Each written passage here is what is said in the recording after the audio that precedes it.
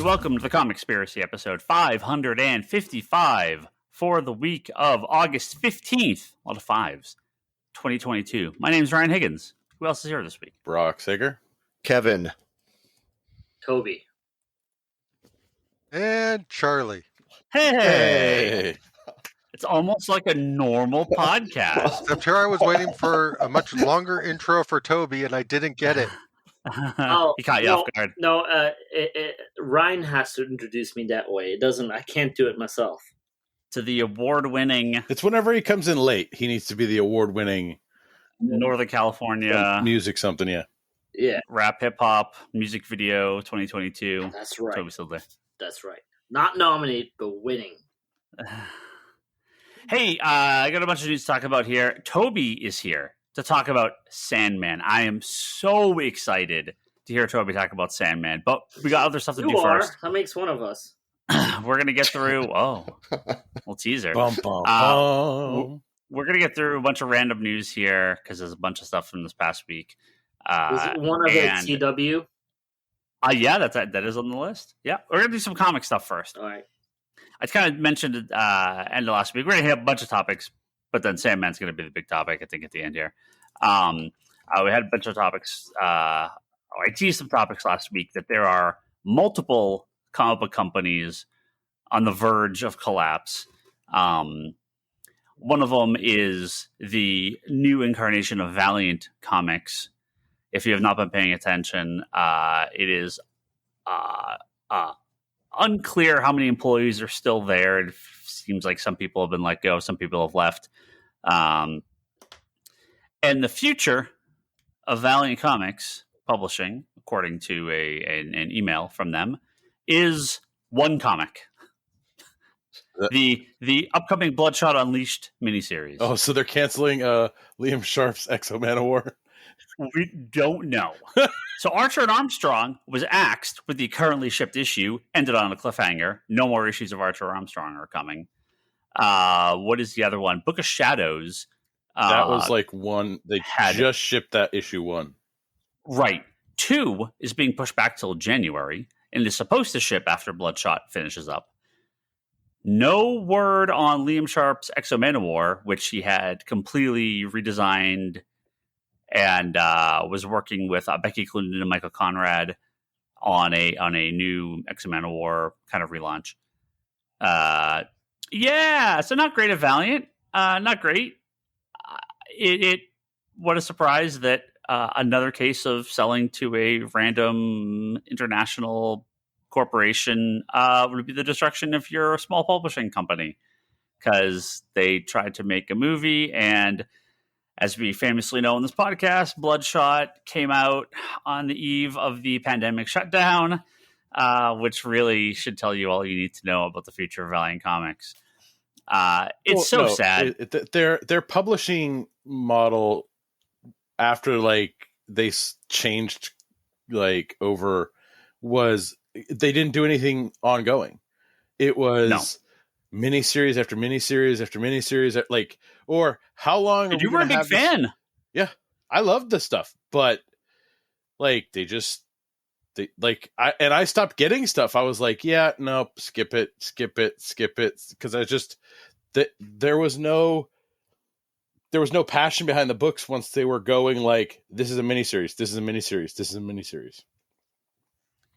Yeah, it just felt like the 4 years ago, maybe. Yeah. It was before COVID.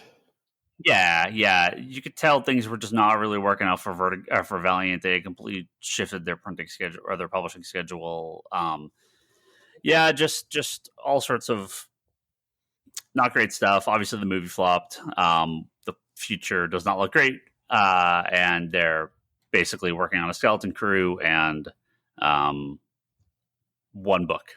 So that's not great. We talked about Oni Press. I believe we talked about this prior to Comic-Con. Yes. And there has been just no news, right? That's another one where there's basically the staff is all but gone, and they have dropped multiple people have pulled projects from there. The fate of Every other project that Oni Press is unknown. I think we very briefly mentioned Tapas too, which is a like Webtoons, a web only publisher that was dealing with, actually hiring professionals to do these webcomics, has switched to a completely creator. They don't hire people, right? It's all user generated content like Webtoons for the most part, and they have totally changed the way they're producing content. It does not look right. It does not look like they have much. I don't expect they're going to be around much longer. Substack, obviously, we are now officially in year 2 of Substack. And I mean, people are still making stuff, but now we get to see if comic creators can really make anything through Substack, through the actual subscriptions, because it's now up to them. They're not getting paid up front for this stuff. So bad times for a bunch of these companies. It's real strange. I don't have a lot of faith that Valiant's gonna be around in a year. I have a question for the comic store owner. Sure. So nobody wants to see anyone lose their job, and it's not like us sitting back in glee going, "Oh, isn't it fun, the drama of these companies?" So no, it's horrible. So setting aside Tapas and Substack, those are different animals. Yep. Speaking strictly as a businessman, if Oni and Valiant just completely disappeared off the map, how would that affect your store? I mean, so everything's a little different, right? I mean, if they disappeared, it wouldn't affect us as a store almost at all, right? I mean, these indie companies come and go. At one point, Valiant was pretty decent, right? I mean, we sold quite a bit of their stuff. And Oni has definitely had some hits through the years. Now, restocking Scott Pilgrim, right? They have that. The only thing that sells book. Yeah, sure, right, and that's a big part of what's going on right now. When we sell a handful of copies of that, I mean, it's not a top seller for us, but it's obviously we sell it. Oni Press has some titles that we restock. Yeah, a little bit. To me, it's just more diverse content out there, regardless of what it is. Like the Invader Zim and the Rick and Morty comics do not sell at all for us, but I know stores where they were like their top selling comic, right? So every store is going to be a little different. The only thing we sell at Valiant is their classic omnibuses. I have more people buying the $125, Shadow Man omnibus than I do single issues of their new books. All right. That tells you our audience. So yeah, old men. Yeah. It sucks that they're going away or might be going away, but it doesn't really affect me, but it affects the industry, and that's not good. I would love to see a strong Valiant Comics with, a book a week. They have their cool little universe. These characters are very popular. Oh God, man! I remember the era when that stuff was actually going on. Who the hell cares about Solar and Magnus and Turok right now? Like, just license that shit back. Like, that's Valiant. That's modern day. Modern. When I say modern, last 30 years, that's what people think of Valiant. Have your stuff, license that stuff back. You've got a company, baby. Like people will buy those books. People will come back for Magnus Robot Fighter. Are you kidding me? Like they're fun characters. Forget everything you're doing now. These meaningless miniseries that go nowhere, and nothing against the creators working on it, but it's they had a universe when they relaunched. God, like 15 or like about 15 years. Yeah. Some 17 years or something like that. It was like 2005, 2006. No, it was when I came back. It was after I came back. So it was within the last 12 years. They did a relaunch, and they did it with like 4 main titles, and they had those ongoing, and they were building their universe again. And it's funny. I look up X-Men War, and it goes 2000. Look up X-Men War number 1, 2012, 2017, 2018, 2020, 2021, 2022. Yep. Like that's the problem. So 2012, Yeah. 2012. Is that? Man, it feels earlier than that. No, it was. It hasn't been that long. Yeah. So yeah. like 10 years ago, and like I enjoyed the stuff. Harbinger, Bloodshot, Exo Manowar, like they were establishing their world, and it was really cool to dive into it. But then they kind of escaped that universe and was just like, tell us a story about Shadow Man, tell us a story about Eternal Warrior, and it just didn't really feel like it was connected to a universe anymore. It was just these short, mini series. I don't know. For me, what made me fall off at the time, because I remember being really excited when XO and like that stuff was really hitting for me, but it was all like it may have been the same universe, and I was excited when they did the first crossover, but then it became too connected. Like I felt like there was too much going on between the books, and that's what lost me.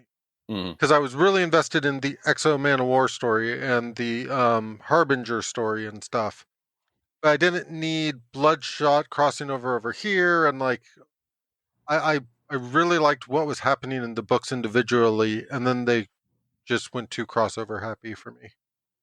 Oh yeah, that's Valiant got too ahead of itself. They had some really good books that it was launching, but they made every mistake that you don't make. Tons of crossovers. Relaunch your books every 10 minutes. Like these people just don't care anymore. But yeah, it's sad. With Oni, right? They've had a lot of good books through the years, a lot of good licensed stuff. The rumor is they're going to basically just do licensed books, which would be unfortunate because they've published a lot of good indie stuff through. But it happens. No idea.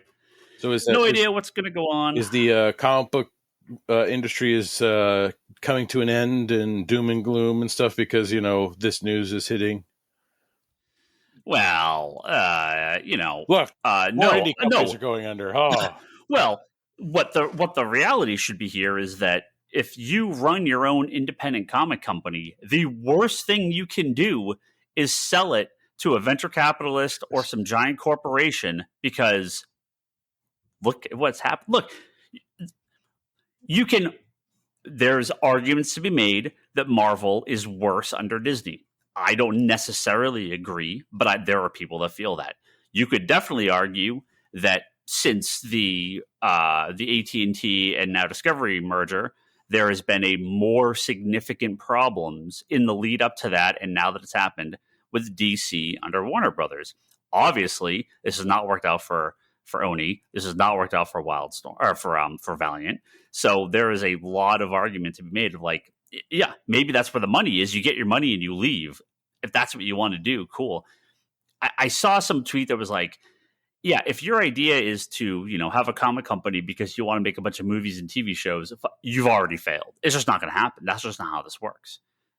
Make your comics, license the stuff out. Vault, Scout, all these little guys that are coming up, they seem like, look, they have a very good, solid line and a lot of books. They publish a lot of different, diverse titles. Kids books, horror stuff, adult stuff, superhero, action. Like they're publishing all sorts of cool titles. And, they're just never, these comic companies aren't going to make the sort of money and they won't ever, they're not going to match the characters of Marvel and DC. It's just not going to happen. So, imagine if like Robert Kirkman sold Invincible, sold Skybound to like AMC. Like, I don't think that would go as well as it may make sense, but then you're like, but you're just a little tiny blip in AMC's world, like they don't care about you. You're the comic books, like you're worthless. One episode of Walking Dead is worth more than your entire company. Like it just doesn't make any sense. So I would say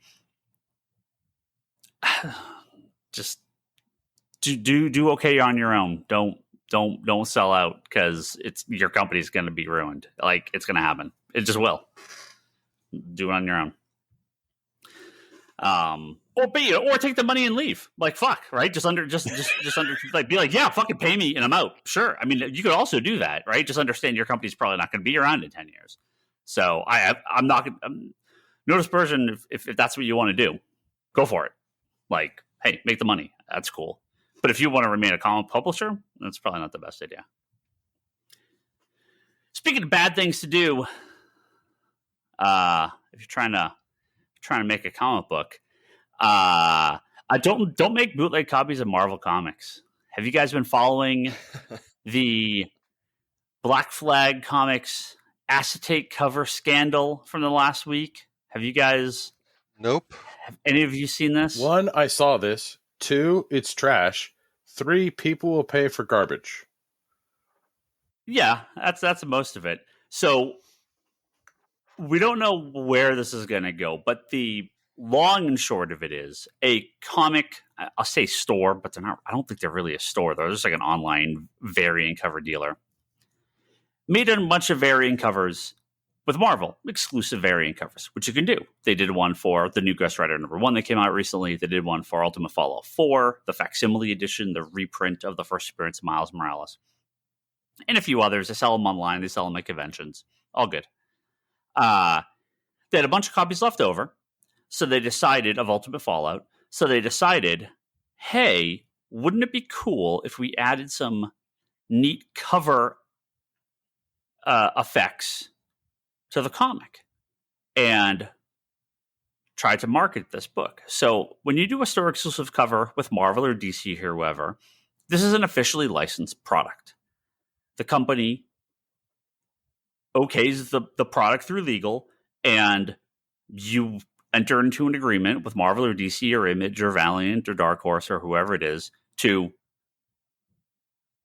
you're the sole supplier of this comic, but it is still a Marvel product, a DC product, right? This is an officially licensed product. What you can do is you can get stuff autographed. You could do sketch covers, the white cover. You can do like one-off sketches on there. There's all sorts of cool stuff you could do with these comics. What you can't do is modify the product past its original use and resell, because you're not an individual person who is doing this for personal use. You're a business who has entered into a legal contract with the parent company, Disney, Warner Brothers, what have you. Imagine if you had a bunch of Frozen action figures and you were Toys R Us, and you decided, you know what we're going to do? Toys R Us is going to add third-party products to this Frozen toy and sell it in our stores. How do you think Disney would react to that? You can't do that. So the company, right, the Black Flag Comics, decided we're going to take these Ultimate Fallout 4 comics and we are going to add an acetate cover around it. Now, an acetate cover, for those that don't know, is a clear comic cover that goes around the book that usually has some form of decal or that is usually hiding something underneath it. Like they had Death of Justice League recently for Justice League 75, or the Deceased that came out this week, where there's like the Batman logo, and you open the cover and it reveals the true cover, right? The Death of Justice League had like the text cover, like you can see through the text. 25 had it. Right. DC has done a lot of these acetate covers recently. They never used to, but they've done quite a few of them recently. A lot of independent companies have done these. They're a little expensive, but they're a cool little effect. Marvel does not. They do not do acetate covers. They do not do lenticular covers. Not it's the one time. They don't do any of this stuff. I don't know if that's a limitation of the printers they use. I don't know if it's something internally they don't want to, but they have said we will not do these. I'm guessing the acetate cover eats the paper that the Marvel comics are printed on. They're horrible paper. There's a chemical reaction and it destroys the comic. I'm going with that. Whatever it is, they decided we are not going to do acetate covers on any of our comics. So be it. So these guys decided to get a third-party printer to put acetate covers on their copies of Ultimate Fallout 4. The facsimile. Which is against... on the facsimile, right? Which is against the terms of sale for making your own special edition comic through Marvel. You've added a third party, again, not just a one-off for personal use. This is a business-to-business transaction where you have purchased to wholesale. You have purchased at wholesale to sell at retail. You are now going to a third party to alter that wholesaled product to sell at an increased price against the rules. I don't know if the word illegal. I mean, I guess technically illegal. I don't know if it's not really a bootleg, but it is a unofficial alteration of the product. So I'm super curious about the fine line on this, just because you're going back to your example of like an action figure. If they decided to put together a little plastic bag and say, we've put together some bonus accessories we're selling with an action figure, as long as they're not solicited as, like, I don't know where that line crosses. It's one thing to repackage something. It's another thing to include a freebie, and I'm curious in terms of if the acetate cover was not stapled to it, but just something you could put over it as I think sort of bonus item. They're stapled. I think that would be fine. Yeah. I think that would be fine, right? If it's like, oh, come buy this Frozen action figure and get a $5 coupon, or oh, we'll throw in like a special thing. I think that's fine. It's the fact that they have altered the product. Yeah. All right. So this actually gets kind of worse because they sent some to CGC, and CGC graded them, and they actually graded them with the blue label, which means universal, which means this is an official comic. No alteration. No, it's not a signed edition that we didn't verify. This is an officially released product, which it's not. They then decided to sell this at C2E2, so this would have been 2 weekends ago. I think it was limited to like, I don't know how much they were limiting Like it 100 to. or something? Well, so there was a, and I'm sure someone knows the exact sequence of events. It's something like this where it was kind of limited, but if you were an influencer, if you were a comic YouTube or Instagram influencer, you could buy as many copies as you want. The regular person could only buy a certain amount. So they sold out before they even opened the con floor. Copies were going for hundreds of dollars online. The CGC copies are going for thousands of dollars. They then upped the price, sold limited amounts of copies the next day, pissed off all the fans that wanted to buy this thing, right? On top of it being, not a licensed thing from Marvel. And let's actually use the correct word. Not a licensed thing from Disney. Remember that, because that's the important part, right? It's not just Marvel. It's now Disney. They don't fuck around with this stuff. They then were at convention. So this hit the fan all last week. This was like the big comic collector scuttlebutt everywhere. People were so mad. People wanted this thing. They hated the whole thing. But they had more books they did this with. So they were at a new convention this past week in Boston, and basically literally were hiding behind the banners at their own table, sold the Ghost Rider and the Deadpool one that he did this with, under the counter, before the show. No copies are online as of, earlier today. So no one was eBaying them. Probably just, hey, keep this on the DL as much as you can. They scrubbed their social media. They did a bunch of on the table at their booth. All they had were a bunch of lollipops and of course, what's another name for a lollipop? A sucker, right? So, not great. Seems pretty bad. Seems like they're going to get at the least, a C&D from Disney and a cease and desist from Disney and Marvel, and probably kicked off the variant cover program. It could get much worse for them. Oh, it's already worse. If something has happened in the last handful of hours, I haven't seen it. Well, no, because their eBay listings for it were getting fake bids, and Marvel. Oh yeah. Marvel I did see that. Marvel bequested eBay to take listings down. I didn't see that, but that's good. If they did, they should, because it is a unofficial product. And also here it says the auction. Where are you seeing this? It's on Bleeding Cool. Yeah, they were the ones mostly covering it. I was trying to find. Yeah, Yeah, but people I have been didn't see putting like anything- I fake didn't- bids on these things, like trying to get them upwards of like hundreds of thousands, like or $200 or $25,000. There was fake bids. I did see that. Yeah, so a bunch of the copies that were online, people were basically making fake bids on fake accounts to just get the books offline. I haven't seen anything about Marvel Oh no, here, hold on. taking it off. Oh, it was a but- rumor that they were saying it. Sorry, it was up there. But Yeah. if eBay's already putting like going in, like removing listings and putting stuff is pushing it down listings, then they're aware of it. Yeah, and there's a chance that Marvel could come in and do like a copyright claim, like, "Hey, these are bootleg or these are unofficial products. Like these, we can't sell those." eBay will take that stuff down if it's something that Disney complains about. So, it'll be interesting to see where this goes. These guys fucked themselves really bad, and so the worst part is, right, as bad as this is, it's a way bigger problem if nothing happens. Yeah, because if CGC is kind of quiet on this, I think internally they're going to reverse. I think they're going to make these all unofficial and just say, "Hey, they have to pull back and say, "Hey, we're going to nullify these grades.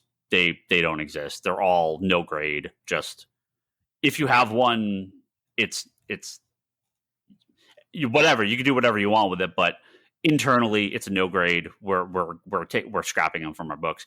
And Marvel has to do something, because if they don't, the floodgates open and it's do whatever the fuck you want. Apparently, oh cool, I'll black bag up a bunch of these. I'll do a bunch of acetate covers, throw some glow in the dark shit on the top of my store exclusive covers. Why not? You didn't stop them. Why would you stop me? Right? It's a really bad sign if they don't do something. So they have to. They have to do something, because this is a very bad scenario for these books going forward if they don't crack down on this. So I don't know. Your example of the black bag amuses me just because of the whole mystery box thing and stuff. I think that may be a bad example if it's just a matter of being like, you don't know which cover you're going to get if you buy this. Well, but that's not really affecting the product, right? Yeah. I mean, we have all these books in a mystery box that is outside the actual product. I mean, yeah. That's what I was saying. The black bag, Yeah. this particular type of cover, I understand why they might take issue with, especially because, I mean, they've rarely, but there's been a few instances out there where they've had some issues with what people have drawn their characters doing and that kind of thing. Mm-hmm. So I could see this being a natural extension of that. Yeah, it's not like open season. People have to okay this stuff. I don't remember if I mentioned on this podcast years ago. I actually talked with DC, me and another store. We're going to split, I think maybe Batcat 1 or something prior to that. It was a Tom King book. Yeah, we said, "Hey, we want a Tom King sketch. We want a Tom King sketch cover." Mm-hmm. And DC said no. They said no. We don't want to do it. Now that may change now. DC is like, fucking whatever now. They'll do anything. But at the time, this is like, pre the last round of layoffs. So it's, other people were in charge. So who knows what they would say today. But at the time they said, no, we don't want it, because it's, look, we get it. It's fun. It's funny, but that's not the product we want. As bad as some of these store exclusive covers are, and like just the worst cheesecake, and just the worst case of sex sells, and just like, God, it's all so bad. They still okay every single one of those projects. So there's shit that they say no to. Like, they absolutely do. And yeah, this is a well, could we get a sexy Tom King art cover? Maybe. So we'll obviously, if something else comes of this, we'll have a little bit more to say, because it's fun story. Not for them, but fun for everyone else. So we have like a billion things to talk about here for more Wonder Discovery stuff from last week, but I'm just going to kind of burn through all these. But we can sum it up headlines. with this. Well, no, I wouldn't say that. I think there's some good, some good, some bad, some head scratching.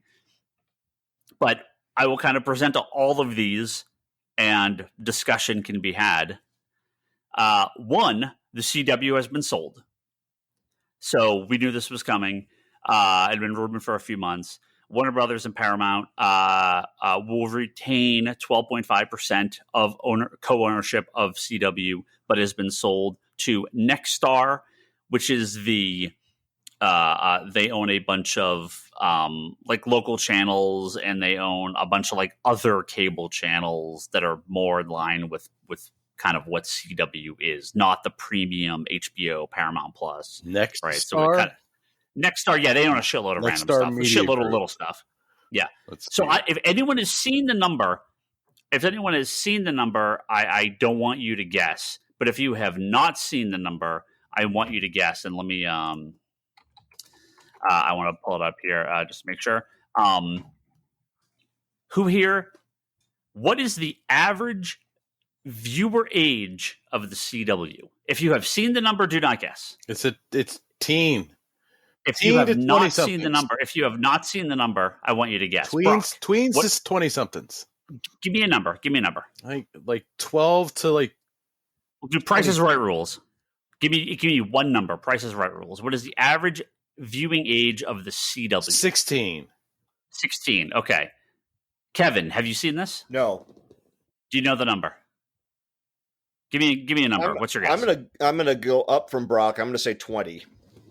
Okay, so we got 16. We got 20. Okay. Charlie? Oh, I was let's do thinking Toby first. 17. Okay. So Price is Right rule. You're going one above. Okay, I like it. Okay, you can't go over. Remember. So okay. So we got a tight little number here. Toby? I want to say I've seen a number. Okay, so do not guess if you've seen the number. I want to say I saw it. So okay. So yeah. Ryan, by Price is Right rules, then the answer here, the best bet here would be to say 1. That might be the best bet. I mean, you can put your baby in front of the TV watching this stuff, and it would probably. If you believe it's lower than 16, then 1 would be the correct guess. What's the answer? The average age of the viewer of the CW, and this is all according to because of the sales and Nexstar coming out discussing the number. What I saw viewing charts and everything. Toby, what do you believe the number is? 58. The average viewing age of the CW is 58 years old. I won. Kevin did win. The highest without going over. I'm super curious in terms of primetime age versus daytime age and like that kind of thing. The average age of the viewer of the CW is 58 years old, according to Nexstar. Because it's a cable, or not a cable, but it is a broadcast television channel. Yeah, I watch it, but nobody else does. Who here watches the CW on broadcast television? Oh, I do it through their app. Exactly. So you don't. Brock, I know you don't. Kevin, I know you don't. But I guess Toby? I guess the thing that I'm getting stuck on is it's really hard for me to imagine a 58-year-old sitting down and watching Supernatural, or that's why I'm wondering if it's a different demographic between like 8 to 10 p.m. and we're talking the average viewer, including the people tuning in at 2 p.m. when it's whatever random show. There's some of that, but I guarantee you the age of all the CW primetime shows is very old. They are. You may think they're like making shows for kids. I guarantee you the average age of people that watch Riverdale is not 18 years old. People watching Riverdale are like 60. I don't know. I'm just sitting here going like, you look at the demographic of people at Comic-Con for Supernatural or even the Supernatural cons and that stuff, and I've never been like, there's a lot of old people here. Wait, that made me chuckle. I mean, no, I'm kind of blown away at the idea of a 58-year-old, just because that immediately makes me think of like my parents and stuff, and my parents would not be caught dead watching Primetime CW shows. But they're watching cable and broadcast. They are not watching streaming services. So, yeah, I mean, it's very possible that it's way skewed towards the, 2 p.m. demo and everything. And it could be the extremes. 90 and 17 brings it down, right? Yes. I mean, that could be what it is. But as I said, I'm curious if that translates to the Arrowverse shows and the other prime time, because like the CW is known for producing a certain type of show that all airs between that like 8 to 10 p.m. time, really. So I actually do see a listing here for like Monday, right? And so it's Divorce Court, Judge Judy Murray, Steve Wilkos, Murray, bunch of local channel stuff, Divorce Court, Nick Cannon, Family Guy, and now we get Roswell, In the Dark, The Goldbergs, But yeah, I'm gonna guess that's it's that afternoon demo is probably but when I think the CW, I don't think that stuff, even though it's totally there. Right. I just think that's going to be what, they're going to make, like a lot of their other channels, is going to be aimed more at that type of audience. So, more mainstream Hallmark channel. Yeah, exactly. Yeah. So, weird time, man, because I remember when it was the WB channel and the UPN channel and watching Buffy and watching all that stuff on WB, and they had the Animaniacs and all the cool cartoons, and UPN was where all the Star Trek was. UPN had all the Star Treks, and when time came to combine the two, I thought that was really weird, and then lived on a little bit. I think I watched it on Hulu for a long time until they did their app, and I was kind of I don't know, that's weird. I feel like it's an end of the. I loved the WB channel back in the day, man. I feel. I feel like they lost a little bit of a step when they combined together, but they still tried. Well, you lost all the animation stuff, and Saturday morning, animation is gone, right? I mean, it's all. But like cable now, they also split Buffy and Angel. Wasn't Buffy and Angel? No, that was a Fox split, wasn't it? Wasn't? Yeah, it was Fox and that WB, was right? No, that was CW and UPN. And that was going into season 6 of Buffy, wasn't I want to say. One of them on UPN and one of them was on WB? Yeah, but that was purely a UPN was willing to pay more money for Buffy kind of transition. Yeah. I don't know. I miss those. I loved the WB channel back in the day, like big time. And I feel like it lost a little bit of a step when it went to when it combined. But then we got the awesome Arrowverse out of it. For a while, at least. Well, so growing up with the WB channel and stuff, I still remember like the 60s Batman marathons and that stuff, and all that stuff went away a lot. Like even prior to the split, I would say that stuff went away because they started focusing more on like they had their 4 to 5 p.m. cartoons, and then they had their 8 to 10 p.m. prime time. But other than that, it was always filled with reruns of this or reruns of that, and it does not surprise me that channel specifically started to, like a lot of the other like non-broadcast television has the same problem of during the daytime they just throw whatever on, and when you throw whatever on, that's where you get the Matlocks and Perry Mason and that kind of stuff ends up. When those people that are 58 watching it all day and falling asleep to it, and that's why your demographic is so high. Well, now Nick at Night has like I don't know, the '90s show and shit from like no. Nick at Night's now like what's We're not that old yet. Oh yeah. Oh, we're very old, Toby. We're very very old. It's like, those like, 9 years that MTV showed music videos as opposed to the last fucking 30 where they haven't, right? This is just... Hey, that's okay. My brain just can't fathom the fact that Beavis and Butthead keep coming back. Here's a take on the CW. I wanted to find this to read it verbatim rather than quote it.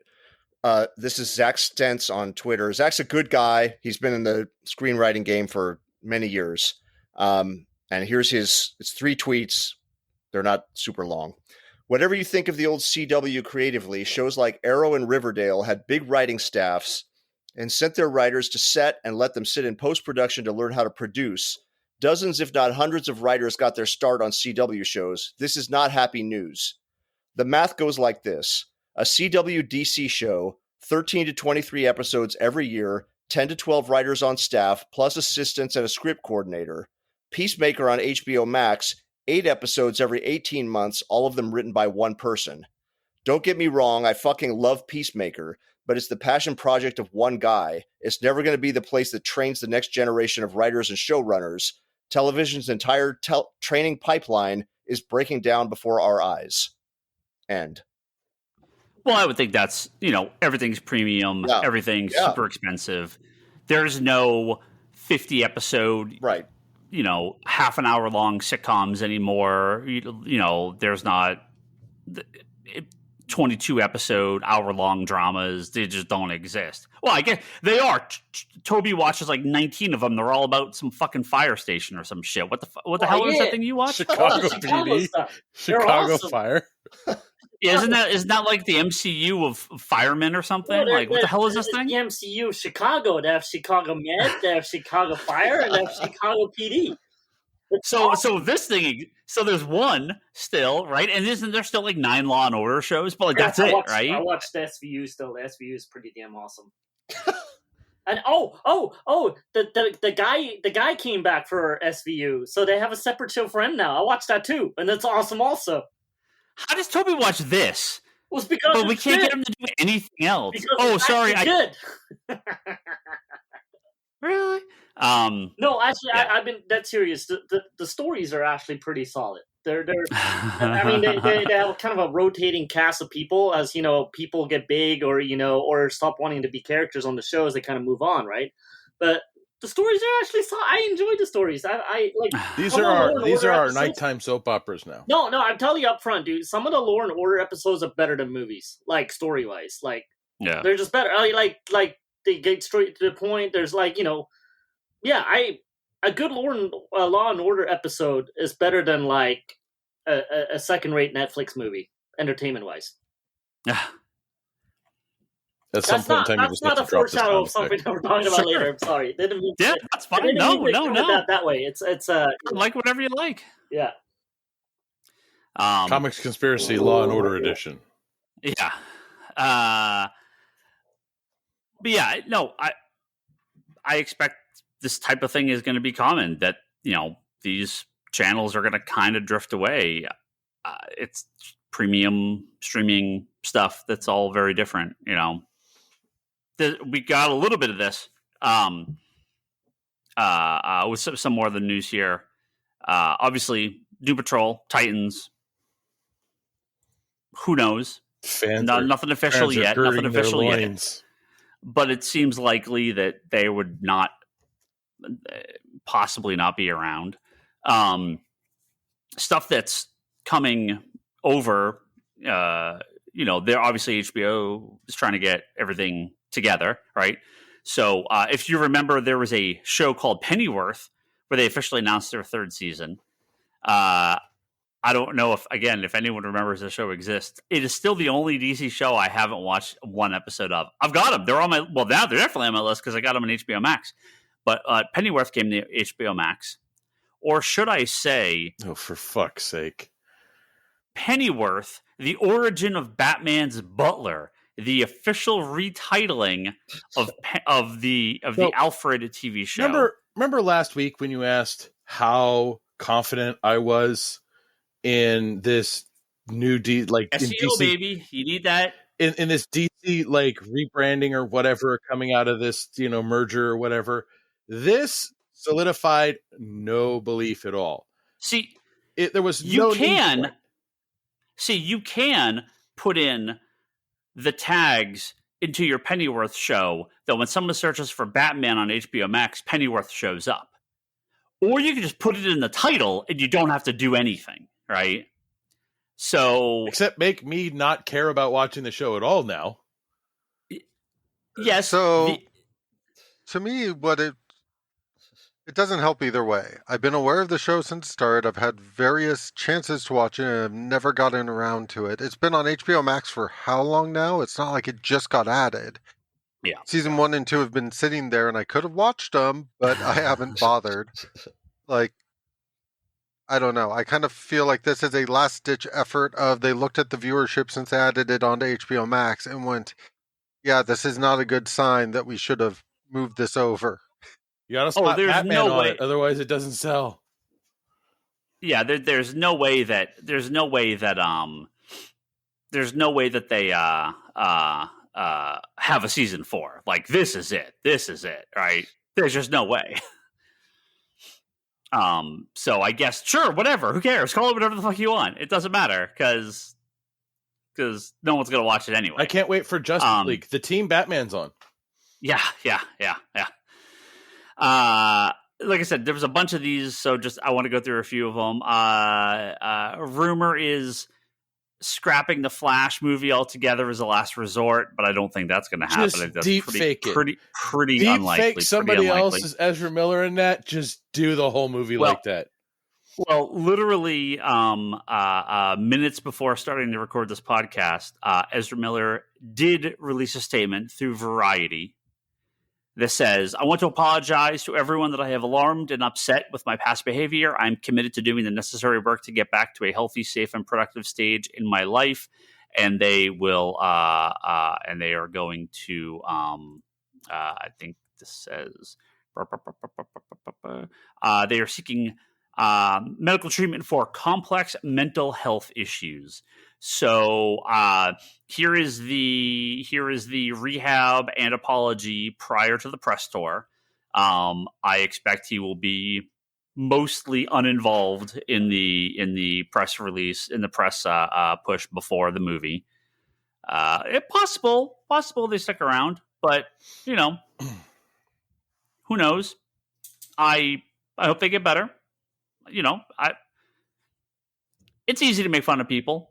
Mental health is a hard thing. It's easy to say they're just crazy, but So I know I at least saw a headline. I do not know how accurate it was, but have they made a statement on whether, like, I thought Warner at least made a statement saying that they have no future plans to work with him past The Flash.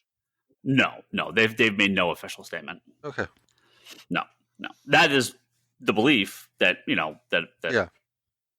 No, that's why I was asking. It seems unlikely, but it could have just been a clickbait headline, but I thought I had seen something. You may have seen my tweet where I said that's what they should do. But I think it's pretty unlikely that they'll work with them again. But gets better. Hey, life stuff.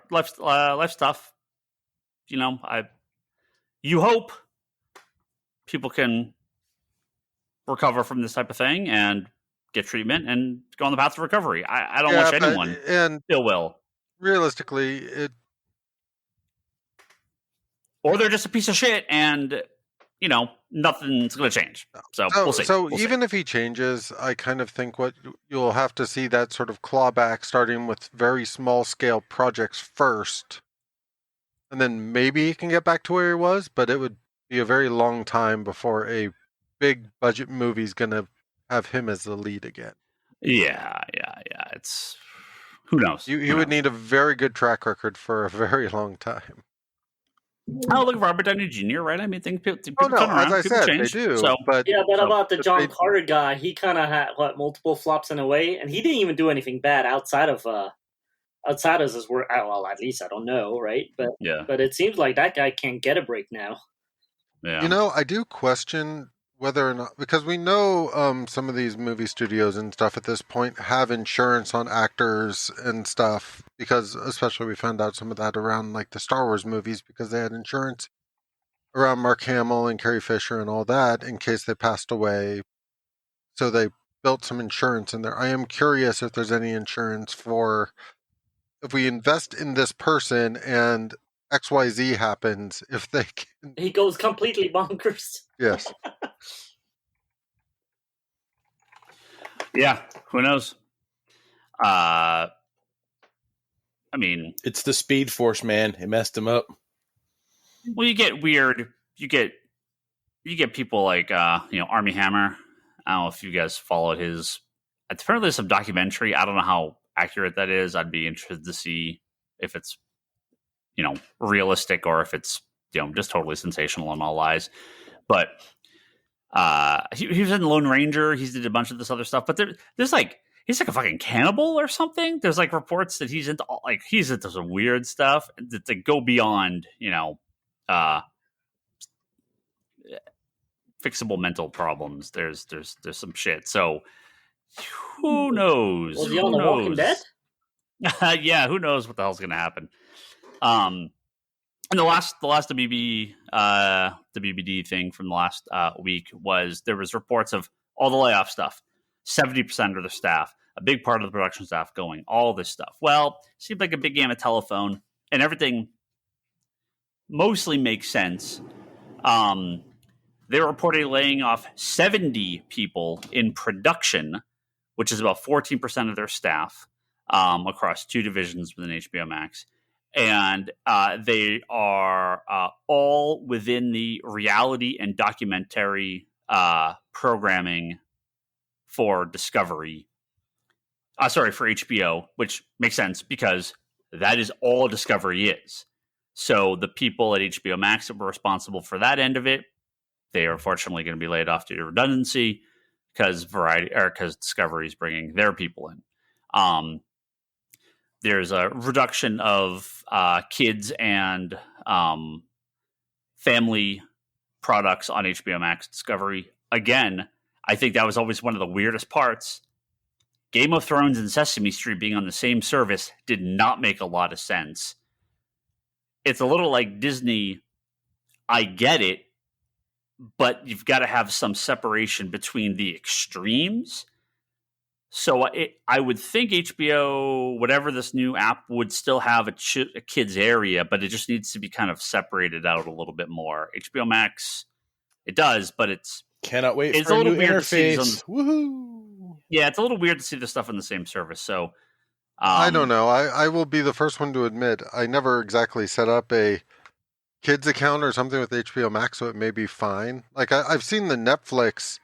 If you're on the kids versus adult, and it's very different and such. Yeah, but I have a kids account for my daughter, and it's the content is completely separate.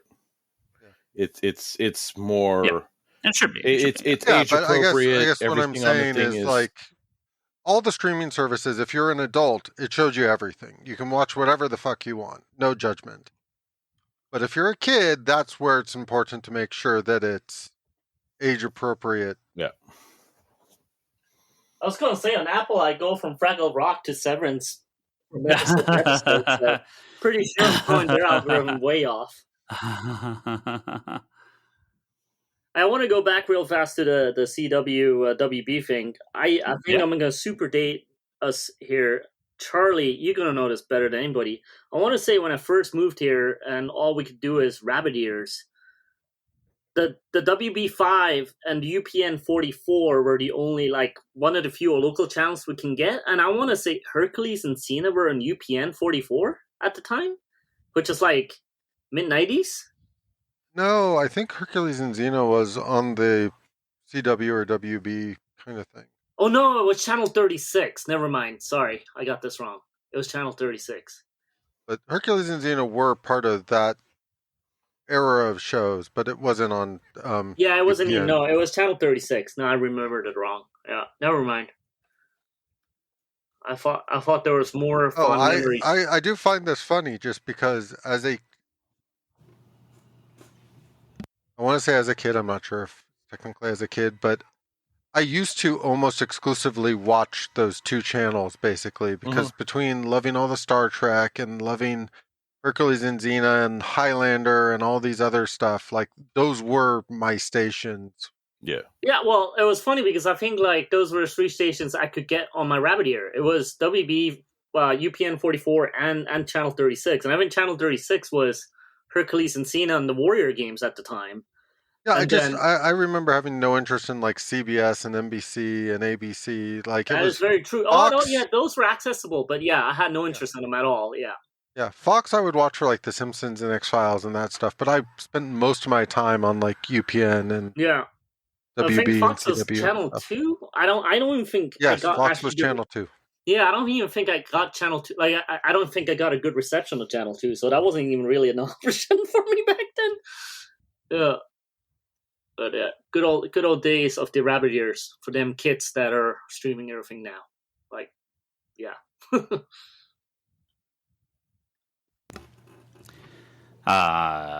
We will have more WBD merger talk as we find out more. That's it for now. The time you've been waiting for, though, is here. Finally. All right, signing off. See you guys later. Goodbye. Finally. Like 35 years in the making. 30. Toby has made it through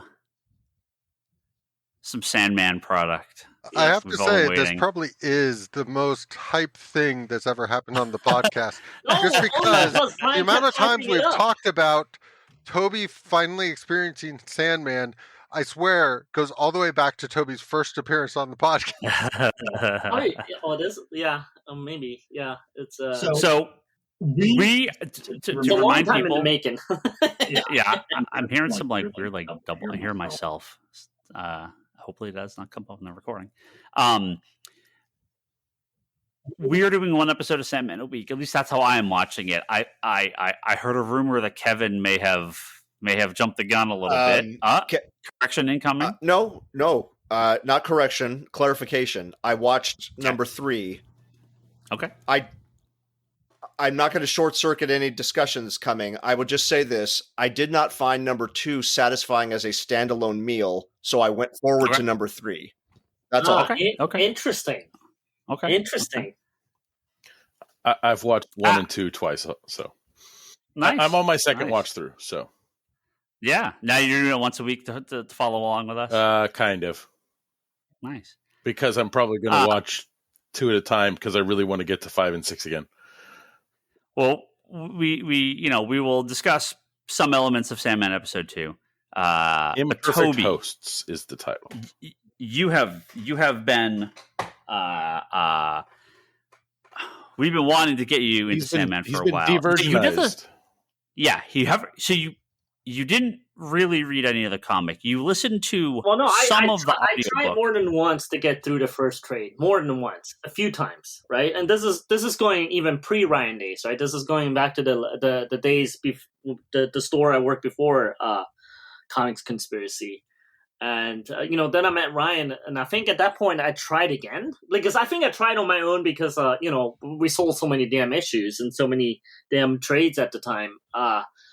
So when I met Ryan and realized Ryan was such a big fan, I gave it another go, and I once again, I tried, right? It was just I would read it and just have no interest in it whatsoever. None of the characters would connect. It didn't really make much sense to me, and so on. And more on that later, right?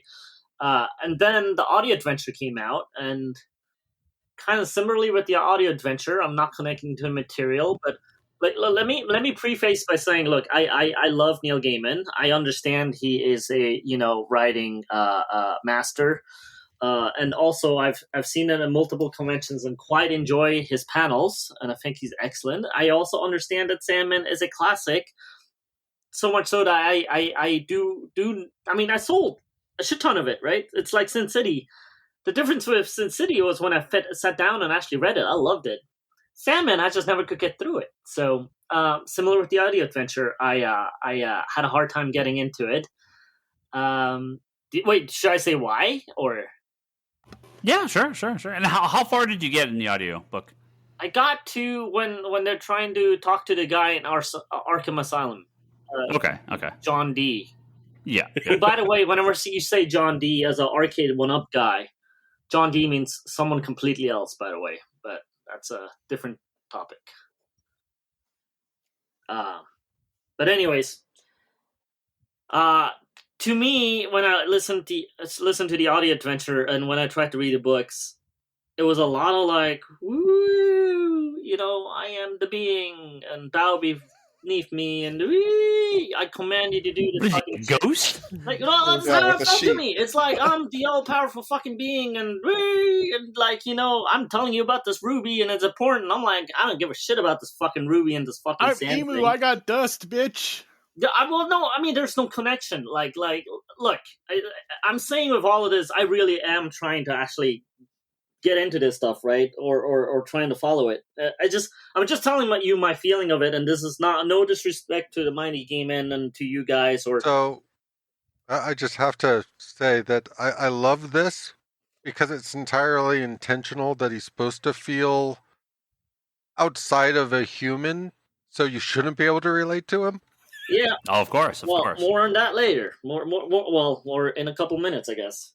So I think I called Ryan this morning and go, look, I caught up, and very similar to the audio adventures, I couldn't connect until John Constantine showed up, and this is a little bit of a spoiler.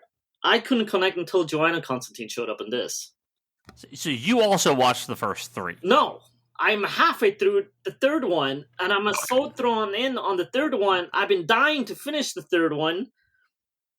I just haven't had the chance yet. But I immediately connected to Joanna because finally there's a character I can connect with. Like, she makes sense. She's a human. Yeah, but she makes sense to me, right? So, like, fucking Sandman stands in front of me and he's going, hey, fucking command you, fucking because you're a little bitch. You're like, fuck you, asshole, right? And that's exactly what Joanna did. I'm like, yes, I understand her. I'm like, fucking, like, gloomy motherfucker stands in front of me and goes like, hey, man, I want my sand. I'm like, fuck you and your sand, So I loved her. Like, I want a show of her. Like, I'm like, I watched like half an episode of her and I'm like, I'm completely 100% like invested. Like, I want to see what she does. I want to see what goes on and so on, right? So similar to the audiobooks where John showed up, I'm like, this shit's starting to make sense right here, right?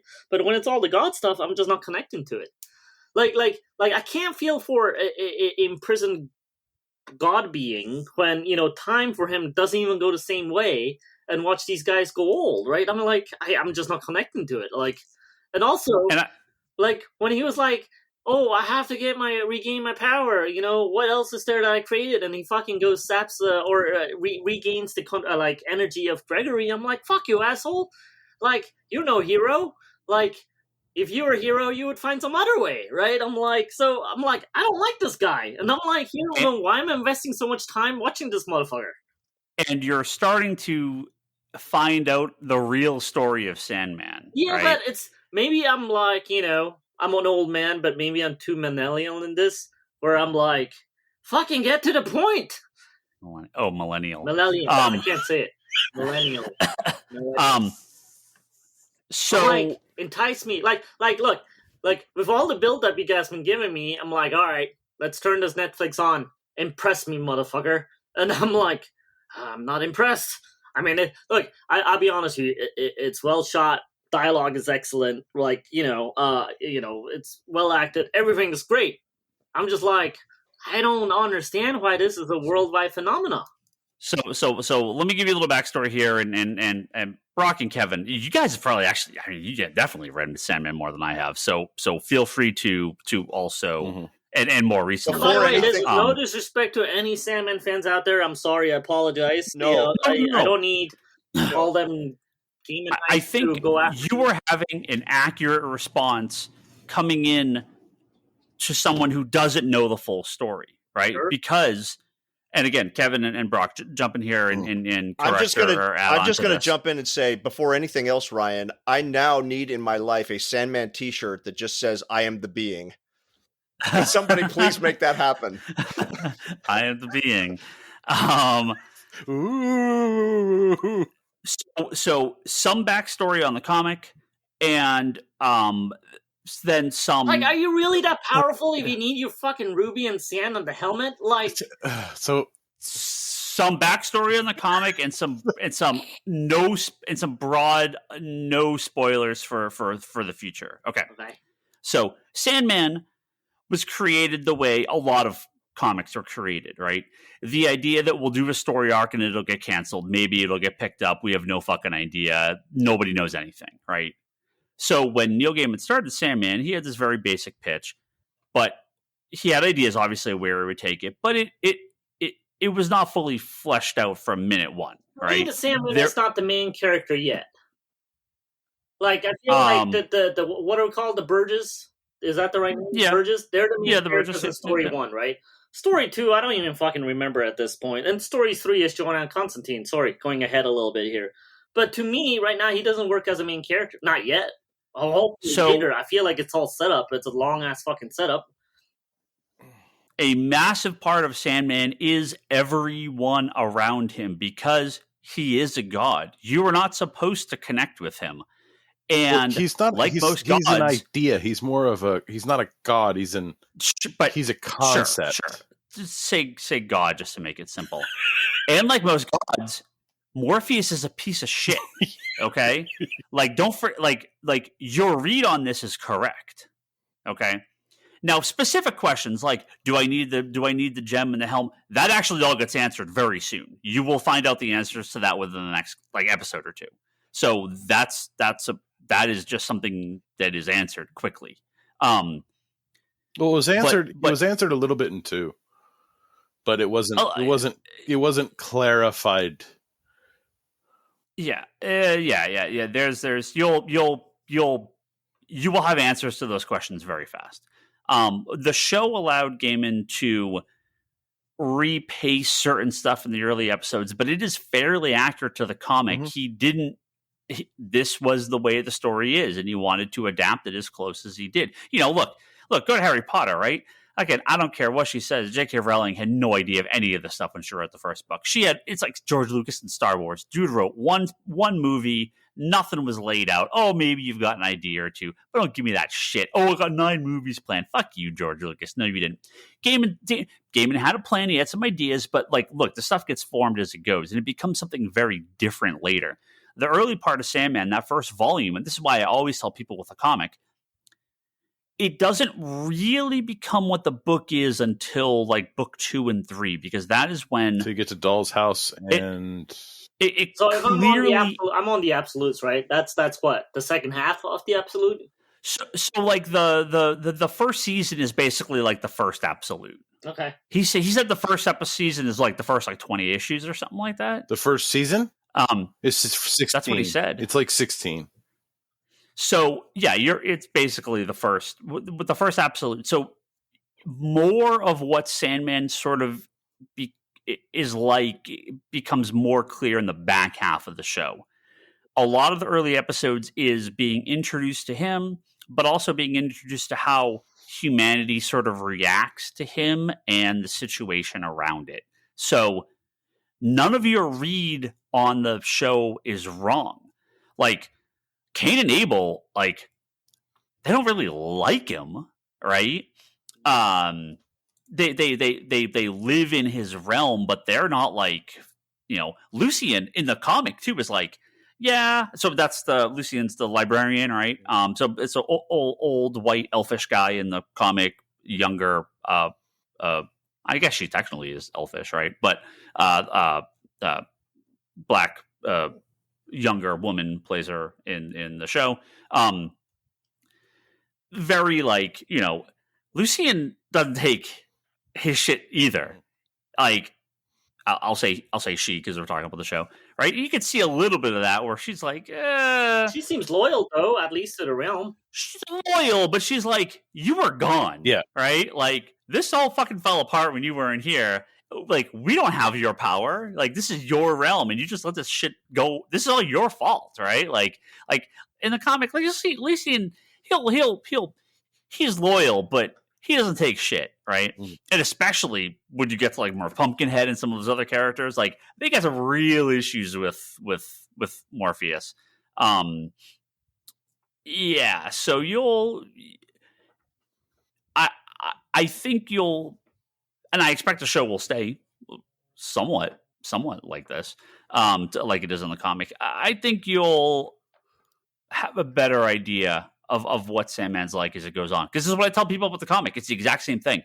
it's not wrong to have kind of like a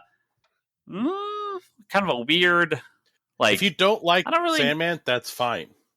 Yeah, something's off. Like this is tough because it is not a normal story. You're dealing with some pretty crazy concepts, and it's finding those human elements. That's why characters like Ethel Cripps, and Dee, and Lyda Hall, and Unity, and all these characters are so important in Sandman. Even Gilbert, right, to a degree. Yeah, it comes in later. Right, yeah. There's so many characters that mirror kind of portions of what Dream's experienced, and repressed, but also kind of he feels like it's below him to have those feelings. Yeah. So I love hearing what you think of the show so far, because I think your emotions are dead on. You know, you're supposed to be mad that he kills Gregory. Gregory, right? You're supposed to be angry at doing that. Yeah. I mean, but then he brings him Goldie. The leg at the end doesn't make up for it. He still took him. Sure, right, but he's so disconnected from real people and humanity that he's blind to this stuff, and this becomes a major factor in the comic. That past mistakes set him on this path. Man, I don't want to spoil stuff, but really set him on a kind of a path of ruin. So shit goes down in this book, and you're not supposed to be on Dream's side on a lot of it.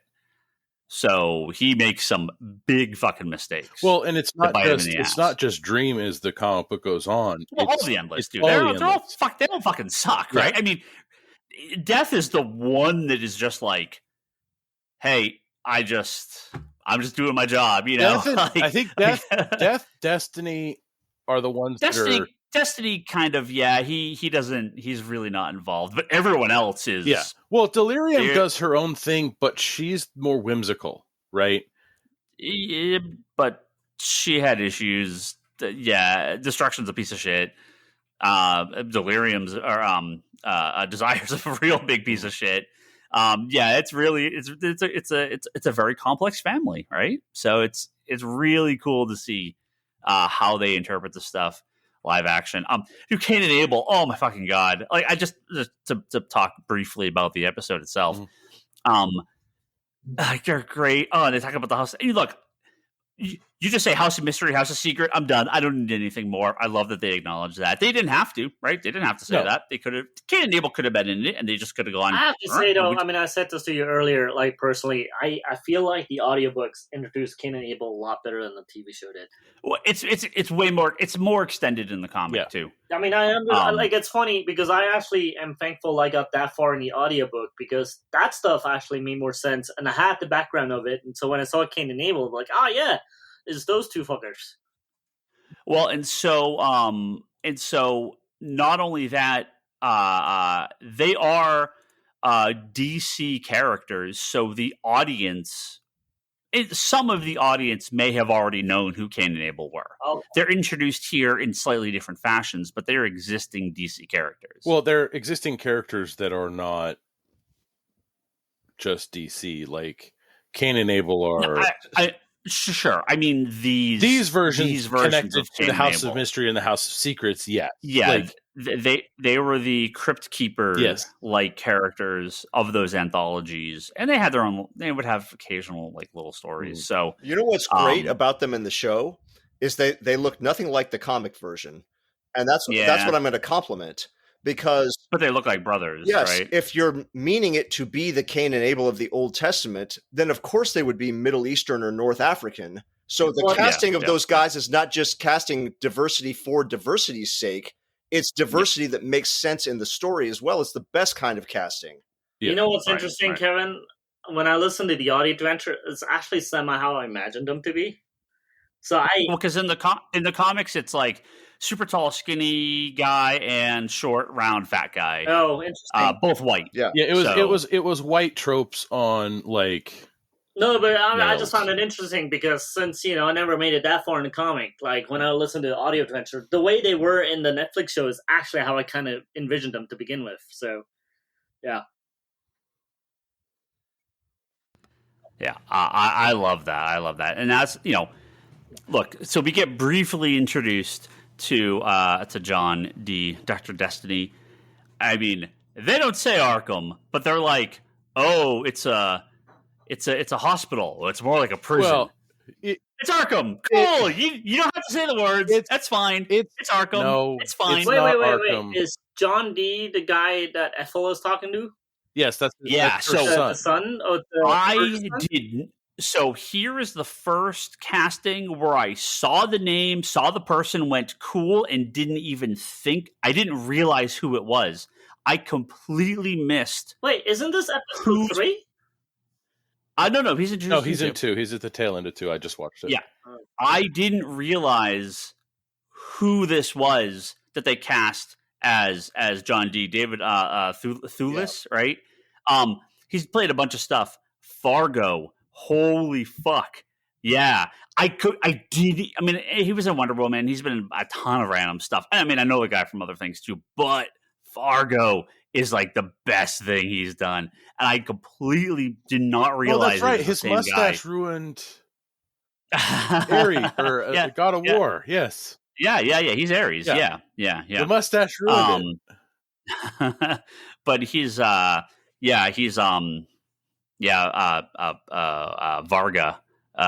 in Fargo, and fuck, dude, he's amazing in that. Yeah, terrifying. So I am like even more excited for the next couple episodes because I just completely did not realize that was him. Well, I wasn't a big fan of episode 2, and you guys feel free to shoot me down on this. It felt to me like a bunch of setup scenes where the payoff. Like episode 1 felt like a complete meal. 2 feels like a bridge to 3, but not a complete thing on its own. So for me, rewatching them and like looking at where the comics lie. So issue 8, we all know is Sound of Her Wings. And that's like really, really compounded down to episode 6 in this show. So they did some scrunching around and like reduction. Which is fine. But I think to your point, Kevin, that first episode is the first issue. Like that first episode, the pacing is really spot on, similar, just that kind of what am I getting into? Like, and it felt a little meatier, right? Because the issue was a little longer. In issue like in the next one is I don't quite recall. I recall him needing to get his stuff back, but like I think the pacing of it is like 2, 3, 4, 5, 6, right? And 7. It's all like the pacing of it is spread out across more issues. So just cramming it down to it's like 3, 4, and 5 are. Constantine was one book, Demon was one, Lucifer. I think that was only one issue, right? I mean, the stuff in Hell was only one issue, so it makes sense to sort of we could take these 7 issues and get it down to like 5 episodes. You just because it's not like an issue an hour. You compress. I'm not complaining about compression. I just mean that particular episode, as the shortest one of all of them, because I looked at the runtimes, just felt like here's a bunch of scenes that set up other things, but don't actually have any payoff in this episode. That's my. It felt like felt like tearing a few pages out of an issue, and that's all you get, and come back for part 3 for a full issue. So I guess for me, and I mean this is just because I did not try and piecemeal it out 1 episode a week or something. I wonder how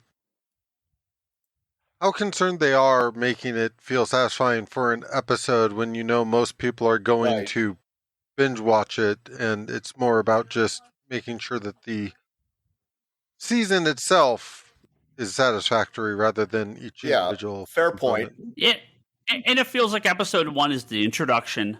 This episode is here's the plots, And then we're going to go off and hit all these plot points. So it's the setup for the remainder of the show. See, Charlie, if I hadn't been dragged into the Ryan insanity, like I wouldn't have been stuck with just 2 for that 1 week, and then finally I cracked and said, "Okay, I've got to go on to 3."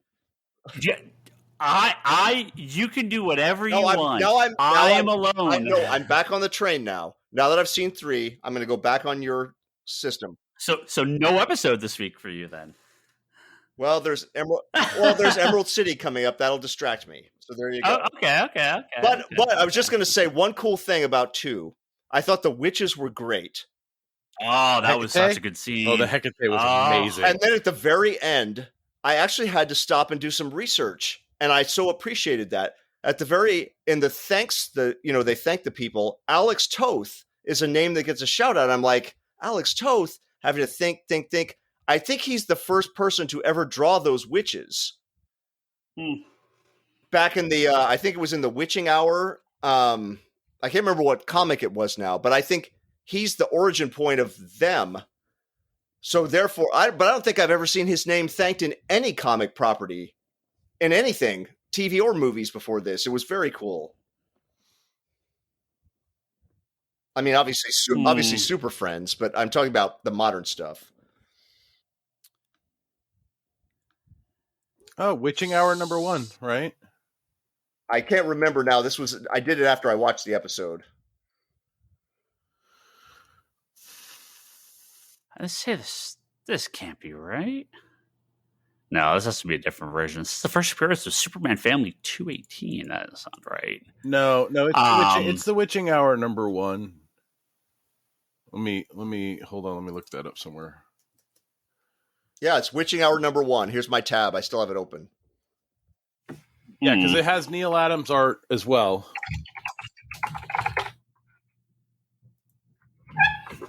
That's where they first appear. Well, so there's in the DC some version the DC version of them. Oh yeah, Hecate. Yep. It is okay. Yep. Anyway, I didn't mean to turn this into a research segment. Ooh, unrelated, but I like this Kelly Jones piece. It's a Kelly Jones piece of the 3 witches on the DC fandom wiki. I'll send that over in the chat. Oh, please. Unrelated to everything. Yeah, that's good stuff. Yeah. That's cool. Yeah, they did their research. Yeah, and so again, there's a ton of stuff in Sandman that comes from other things. It doesn't really matter if you know it or not. They work well if you've never heard of these things, but if you do, then cool. Yeah, you get a little more going on with them. Yeah, what else? Well, I think for me, I like the episode of just kind of, we see more of the dreaming. We see more of that. He's lost control of it. It's where, that's where it's kind of established that the ruby, the helm, and the sand are not necessarily tools, but more aspects of himself that he no longer has. And so that's why he has no power. Mm-hmm. It's a commentary on all of on like the tools that we use can become hindrances or can become handicaps when we don't have them. Well, sure, and to answer Toby's question from earlier, like I said, yeah, there becomes a point where you have the answer to those, why it's so important that he searches for this stuff, and you will get your answers pretty quick. Yeah, Toby, anything else? You gonna keep going? If we have a Joanna and Constantine show, absolutely. She shows up again. I be honest, this is far easier for me to take in this format than it has been on the audio adventure or the comic book. So yeah, the way it's presented, this is the best way for me to take this in, right? The audio adventures were cool. I'm actually glad I got as far as I did, because it did actually give me more background on some of the stuff. But I feel like watching this will make it easier for me to read the comic or even finish the audiobook. So there's that. Now that I have visuals to it, I can actually see it in my head and so on, as opposed to being a bunch of scary tree branches, blowing you away. So so now I have an easier time with it now. But yeah, like I said, spoiler, episode 3 so far is by far my favorite, and I'm not even done with it. But yeah, nice. Yeah. Well, I want you to keep going. I want to get your opinion as the show goes on. I'm just saying I'm not going just to piss you off. Well, don't worry. I mean, episode 2 gave us Goldie, so Yeah. The way I would kind of view it, just in terms of like other characters, is like you look at like somebody like the Phantom Stranger and like all these Is he in there? No, but what I'm saying is the Phantom Stranger. You don't read a comic and. The Phantom Stranger, you don't sort of read a comic and empathize with the Phantom Stranger, but he sort of takes you on the story in a lot of cases. Yeah, I like in watching it, I feel like it's not that I minded the Sandman, like that.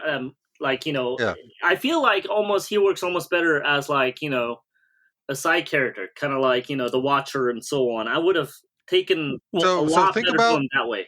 Think about it as the introductory episodes are setting up who is the Sandman or who is the Phantom Stranger or the Spectre or that kind of stuff. And then going out of there, he's still integral to the story, but he's more... Go ahead. He should have significantly less screen time in future episodes. Yeah. Because it's about everything around him. Yeah. He is the vehicle for a story to be told. And this ends up being, this much is like the dreams or like the start of stories. Yeah, and this is the big Marvel DC debate, right? Marvel tends to be grounded human characters, linear. Not saying linear story. I don't mean that I'm not trying to be offensive, but more traditional superhero stories. DC does a lot of, especially since the 80s, a lot of. You have the green, right? You have the red. You have the more concept driven ideas, and even characters like Cain and Abel and the Hecate and stuff like that. They're in Phantom Stranger. That's a perfect example, Charlie. Right? It's less the plot and more the overall mythology, right, of these beings. So how many Superman stories are actually about the plot of the Superman is doing? This is another thing. I'm repeating some of the conversations I had with Ryan earlier during the day. When you take a story of say a Greek myth character, I know those. I know those in and out. It's just began reading them all my life, or Norse gods and stuff like that. But you take stories where Gaiman's, these are more Gaiman's creations than anything. I don't have a connection. I don't know how Sandman's supposed to be right off the bat, right? It's a learning curve. If Hercules shows up or if Zeus shows up, I have a clue what they are. I may not agree with what they did in, say, the new Thor movie, but, I have a clue of who they are, what the history is, how they would behave or could be behaving and so on. There's a history behind it that I would, instantly know. But with these creations here, I'm I don't have any of those connections because I didn't study them all my life, right? So, yeah, but that's the joy of this sort of property, is you're learning a new mythology. Sure, and I'm not belittling the show or any of this, by the way. I do think it's a really well done show. I'm just giving you guys my raw emotions on the first couple episodes. As we said, everything you have said makes complete and total sense, the reactions you're having. I'm completely and totally on board with... Nothing you have said is offensive in any way, because in a lot of ways, this is exactly how you should be reacting. Yeah. You don't get a real good description of the Endless until, issue 21. Well, right. We're talking about the TV show right now, right? So I'll be honest, it actually is very well done that I would continue, right? I'm because in the comic and in the audiobook, the interest was never there enough, I guess, to continue on. The TV show, at least with the visuals, it has enough interest for me to like just continue on. If that makes sense. But I do think, like I said earlier, I think like because of the connection points now that I know who they are and like I have a better sense of who each character is, I think I have an easier way of getting actually back in the comic and the audiobooks. Yeah, you have some visual idea of who these characters are and some personality and yeah. Sometimes that can be hard to read in the comic. No, I'm really excited I'm really excited to see what happens next week. I thought they did later this week. I love. Even though I only watched half of that episode, I'm like, God damn, I will watch a whole season of this.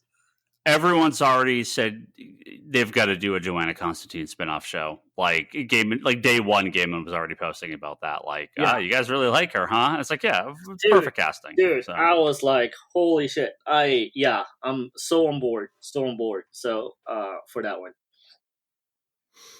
Well, for episode 2, I did like the continuation of that Corinthian stuff, right?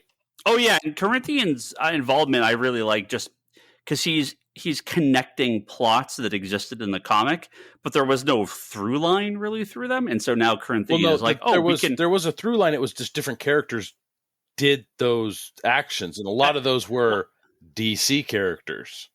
Well, right. I mean, you have different. You don't have one.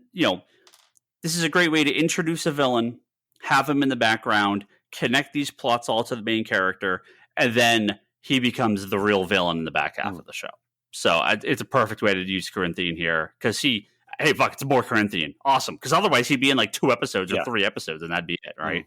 So I'm totally down with how they're using him in this. He's too good. They're adding more Corinthian is just amazing. Like, and just how he connects things together, right? It's fantastic. Like watching it a second time, I was like, you'll get to it more later, but when he's talking to Ethel and he goes to like threaten her and she uses the thing of protection or whatever, and he kind of disintegrates, right? I was like, huh? Back to the dreaming. And he goes back to the dreaming, but later on you realize like, oh, okay. And it goes back to something that's said by Matthew the Raven at some point. And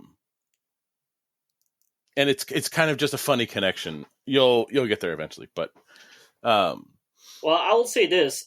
I really like the Corinthian now because instantly I know that they're building him up, right? That's actually in the comics and the audiobooks there was none of him, right? And I with him in the mix, I immediately understood that like here's the opposite force that they're building up towards. So I quite like him. And also a hot take, or not a hot take, he reminds me of just a creepy Johnny Knoxville.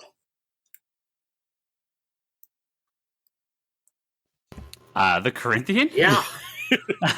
You don't think it's Johnny Knoxville? I feel like he's like doing a creepy Johnny Knoxville. I mean he's 100% David Bowie in Fire Walk with Me, but okay, I'll take that too. Creepy Johnny Knoxville, man. Like not jackass Johnny Knoxville, but creepy Johnny Knoxville. We're not on episode 4 yet, Ryan. You got to wait.